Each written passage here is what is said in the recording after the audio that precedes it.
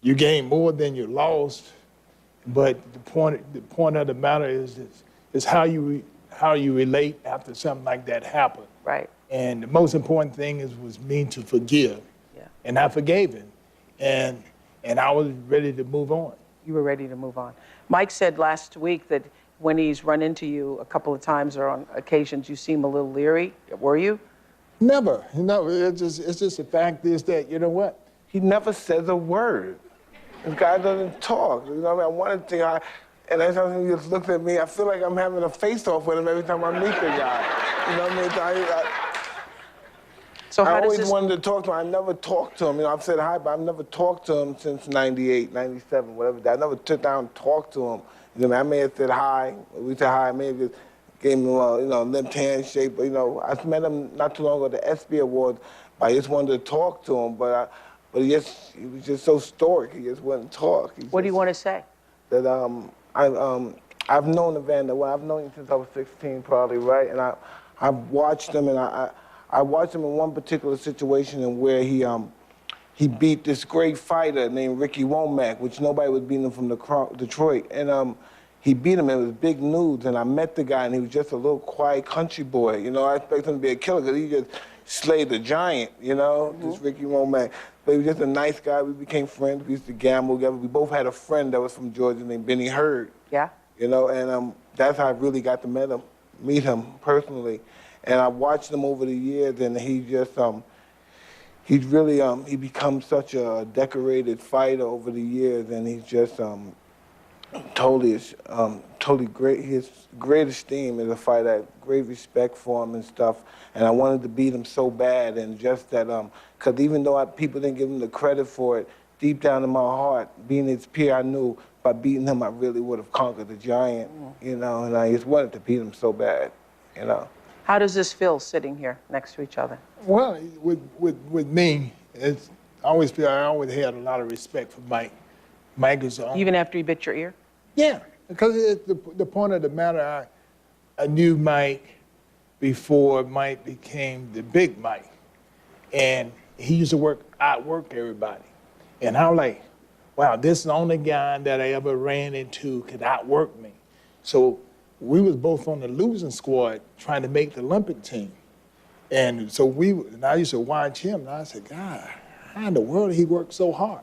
So what do you want to say to him? Because you told me you told the world last week that apology was not sincere. No, what I just wanted to say, and I just want the world to know that, no one, people who love me don't have to say them, Evander's, this guy, that guy. This is a beautiful guy. Me and this guy both come from basically the sewage, and we watched each other grow to become established and esteemed fighters, you know what I mean? And I just want to know it's just been a pleasure passing through life, being acquainted with you. Okay.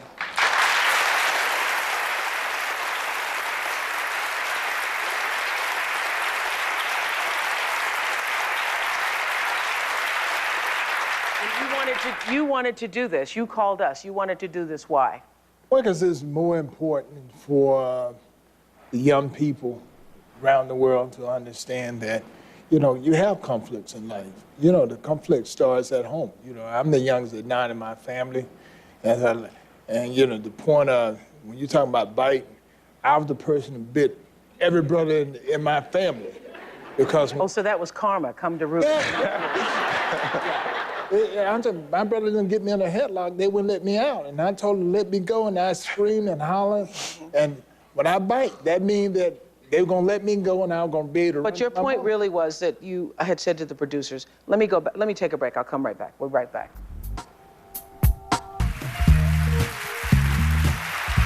So when you called Evander, you had said to my producers that you had already forgiven Mike, that you'd forgiven him a long time ago, that you were not carrying this around. Well, yes, when I announced to people, I said, I had forgiven. I had moved on and realized that it was just a part of life, of things that happen. Yeah. Things happen all the time in my life, and my life wouldn't be what it is if things didn't happen. How does it feel for you to hear him say that? Well, like I said before, I'm extremely grateful, and I'm just so happy to extend my friendship to him, and I have a great deal of respect and admiration from personal experiences and just watching him overcome some adversity at such a young age. You know, how old are you now?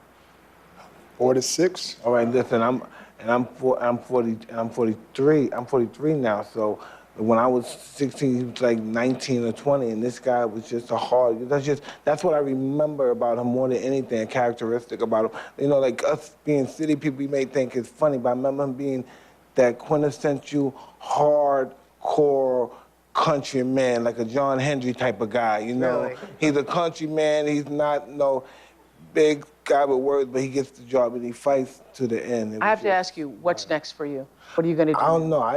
I'm working on a bunch of stuff, a movie, book.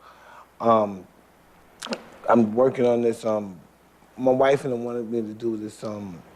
It's like an organization, a franchise, you know, for homeless guys. But my main cause now, I've been concerned more so with the immigration, with the Mexicans, and I just want to. You want to mentor kids? A woman just asked that during the commercial break. I don't know. Yeah, I want to mentor kids, but I want to be involved with the immigration that's going on here with the Mexicans and just everybody, you know. And I don't know. I don't have no cause. I'm not fighting for a cause, but I just believe, you know, regardless, even a long time, this is their country anyway. So why can't they come by? Why can't they be registered? Why can't they just live here? And I understand that one of the reasons why you wanted to do this, Evander, because, you know, in Chicago, we have such trouble with what's happening to our children here, and you wanted this to be an example that there can be peace. Well, yeah, the most important thing I wanted, you know, with Tyson and I, it could be more that in the city, tell the kids, you know, that, you know, if we can come together, we know you can come together. And, you know, and we both kind of exemplify that. You believe that?